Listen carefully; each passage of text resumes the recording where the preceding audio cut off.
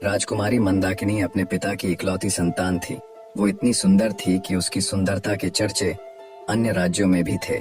उसमें सौंदर्य के साथ साथ सदाचार, प्रतिभा आदि और भी सद्गुण थे। परंतु सब सद्गुणों तथा पिता के स्नेह ने उसे अभिमानी बना दिया। उसका अहंकार इतना बढ़ गया था कि वो किसी दूसरे को अपने सामने कुछ समझती ही नहीं थी।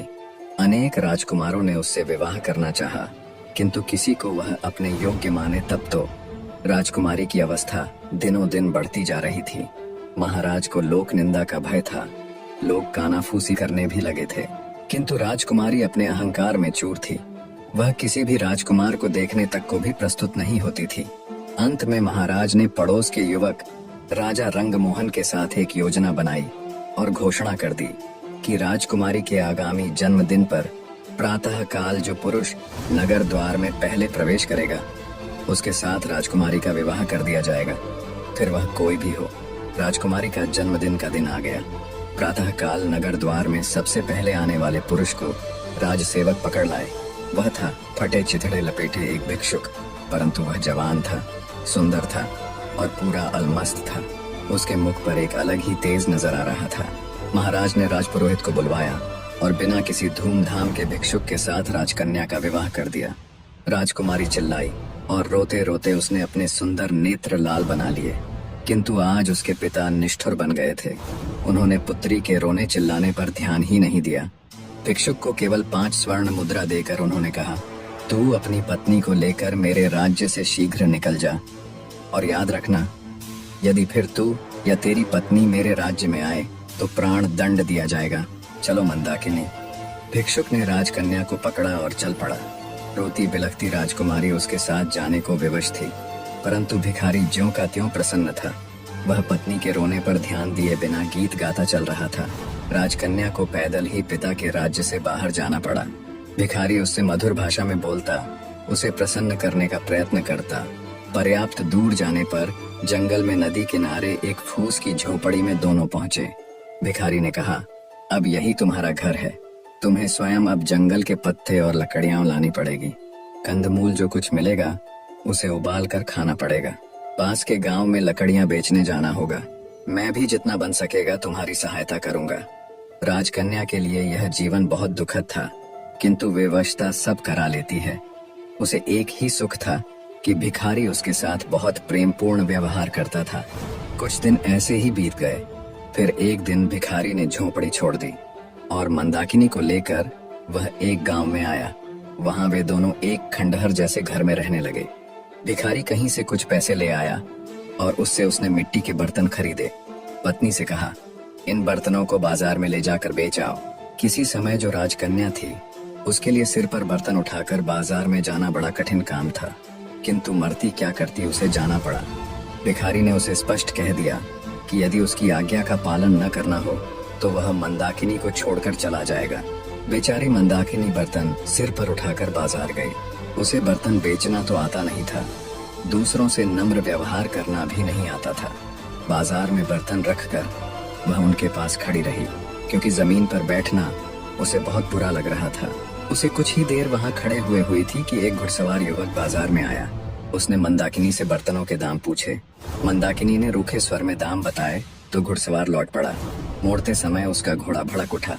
फलतः घोड़े के पैरों की ठोकर से सब बर्तन फूट गए। घुड़सवार बिना कोई ध्यान दिए वहां से चला गया। अब मंदाकिनी को काटो तो खून नहीं। बेचारी रोती हुई घर लौटी। भिखारी आते ही क्रोधित होगा, ये बात सोच सोच कर उसके प्राण सूखे जा रहे थे। भिखारी आया तो देखा रो रो कर मंदाकिनी की आंखें सूज गई थी। वह कुछ नहीं बोला, परंतु दूसरे दिन कहा, मंदाकिनी, तुम्हें कुछ नहीं आता। मिट्टी के सभी बर्तन टूट गए। अब हम दोनों का निर्वाह कैसे होगा? एक उपाय है, नगर में चलते हैं। सुना है राजा रंगमोहन बहुत दयालु है। उसकी पाकशाला में तुम्हें कोई नौकरी दिलवाने का प्रयत्न करूंगा। तुम्हें काम मिल जाए तो तुम्हारी ओर से निश्चिंत होकर मैं भी कहीं अच्छे पैसे वाला ढंग का काम ढूंढ लूंगा। कुछ धन एकत्र हो जाने पर कोई व्यापार कर लूंगा और तब तुम्हें भी अपने पास बुला लूंगा। राजा रंगमोहन का नाम सुनकर मंदाकिनी ने लंबी सांस ली। एक समय इस नरेश ने उससे विवाह करने का प्रस्ताव किया था। आज वह राजरानी होती, किंतु हाय रे ये घमंड, आज उसी राजभवन में वह दासी बनने जा रही है।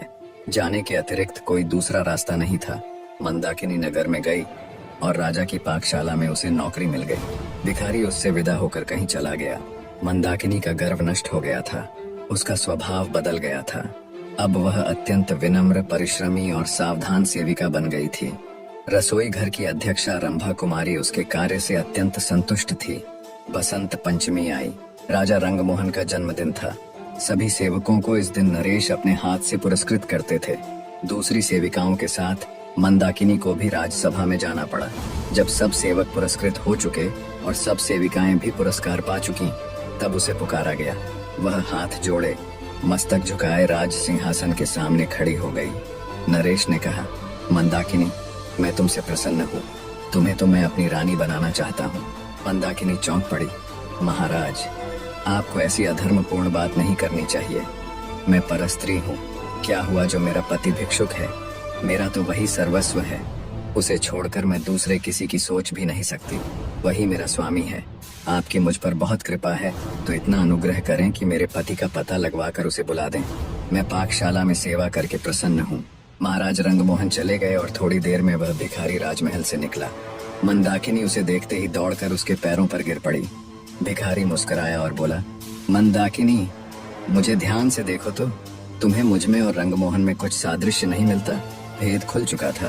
भिखारी के वेश में उसको ग्रहण करने वाले स्वयं राजा रंगमोहन ही थे और वह थी उनकी महारानी। राजा ने कहा, मंदाकिनी, क्षमा करना, तुम्हारे अभिमान की मुझे कोई दूसरी औषधि मिली ही नहीं, इसलिए तुम्हारे पिता के साथ मिलकर मुझे ये रास्ता अपनाना पड़ा। निष्कर्ष, जीवन में अभिमान और घमंड का कोई स्थान नहीं है। कठिन परिस्थितियां हमारे अहंकार को मिटाने और हमें विनम्र बनाने के लिए आती हैं। जीवन की सच्ची समझ कठिनाइयों से ही मिलती है और सच्चे प्रेम और समर्पण के बिना जीवन में वास्तविक खुशी और संतोष संभव नहीं है। इसके साथ ही कहानी यह भी बताती है कि परिस्थितियां चाहे जितनी भी कठिन क्यों न हो, सच्चा प्रेम, सहनशीलता और विवेक ही जीवन को सही दिशा में आगे बढ़ाते हैं।